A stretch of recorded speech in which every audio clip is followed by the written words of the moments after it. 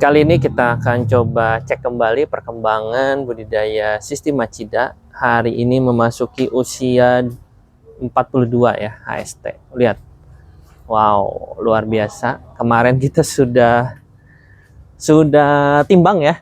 Ini hampir kemarin berapa dah? Hampir 3 kilo ya. Hampir 3 kilo, ini berat banget, luar biasa. Usia baru 42 ya. Baru 42 tapi sudah bobotnya sudah hampir 3 kilo. Ini sih mantap ya. Dan buah yang lainnya sudah mulai menyusul, membesar ya. Terus juga kalau dilihat dari beberapa tanaman melon yang ada di sini, ini sudah mulai menguning nih sepertinya nih. Biasanya sih di usia 48 ya atau 50 itu nanti dia menguning dengan sendirinya. Perhatikan dan teman-teman bisa lihat yang mungkin yang mengikuti dari awal kita budidaya golden melon ini, mulai dari awal sampai terakhir ya, semuanya berkembang dengan baik dan perkembangannya cukup signifikan.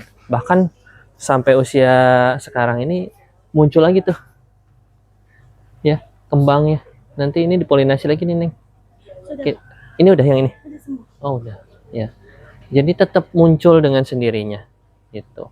Jadi luar biasa lah perkembangannya.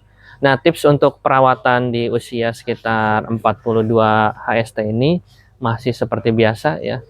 Masih tentang kita polinasi, kita tetap biarkan, tidak kita pruning ya. Untuk perawatan di usia 42 ini masih cukup simpel ya. Cuman memang kita memiliki kendala nih. Ini mulai muncul jamur ya. Apa sih, embun daun ya kalau itu, karena mungkin dari curah hujan yang tinggi ya. Terus air hujan juga selalu muncul di sini ya, menetes karena mungkin greenhouse kita sudah mulai bolong ya. Jadi kita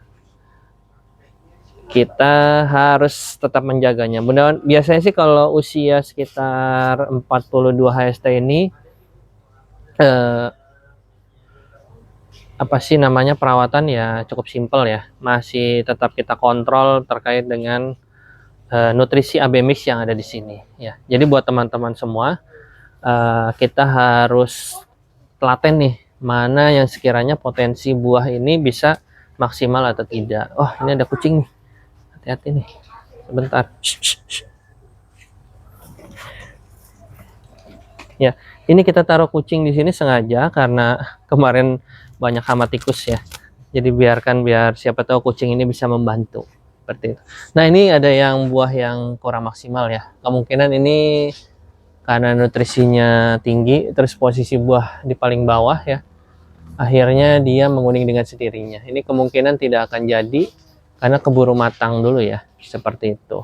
Nah, jadi buat teman-teman, nah ini juga, oh ini sih pasti jadi sih, mudah-mudahan ya aman. Biasanya usia panjang masa tanam ini sekitar hampir 4 bulan ya kemarin, bahkan mungkin bisa lebih panjang seperti itu. Ya pokoknya menarik lah kalau untuk tanam budidaya Machida ini. Ya terutama di bagian sini ya, ini buah yang paling besar nih ya, sama yang di atas tuh, itu sudah hampir 3 kilo. Wow, berat sekali, luar biasa. Nanti tetap dijaga ya Neng ya, controlling terkait semua yang ada di sini. Jadi sampai usia saat ini semua masih kita pruning, biarkan. Seberapa banyak ini kita sedang uji coba ya, seberapa kuat tanaman ini untuk bisa ya menghasilkan buah ya. Yang penting nutrisi ini benar-benar terjaga, dan yang pasti semua ini harus kita atur ya. Mudah-mudahan sih cuaca juga bagus supaya untuk membantu fotosintesis dari si tanaman melon. Itu sih yang paling penting. Karena kalau tanpa matahari ini melon khawatir tidak maksimal ya. Jadi akhirnya ya tanaman melon sendiri tidak berbuah dengan baik gitu. Jadi buat teman-teman semua ya, bisa dilihat perkembangannya. Ya walaupun yang besar di pohon ini baru satu ya, sisanya masih menyusul tuh ya. Kalau yang ini, yang kedua ini sudah 2 yang besar. Kalau ini 2 juga bahkan ini 3 nih ya. Oh, yang di bagian sini 3, yang ini 2 juga.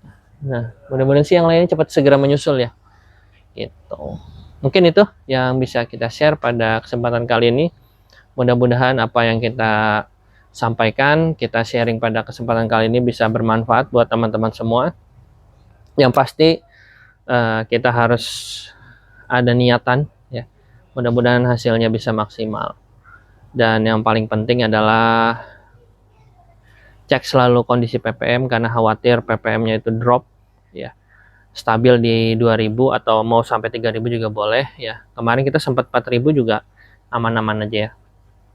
Cuman kalau lebih dari itu ya kurang tahu ya. Nah, kita juga belum pernah uji coba.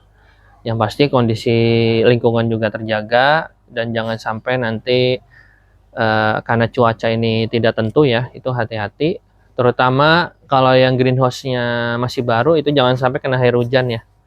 Ini khawatir ya terjadi embun-embun seperti ini. Biasanya sih kena air hujan gitu ya. Kalau dari jamur dari akar sih jarang. Tapi kalau dari air hujan itu biasanya seperti itu. Terima kasih buat teman-teman.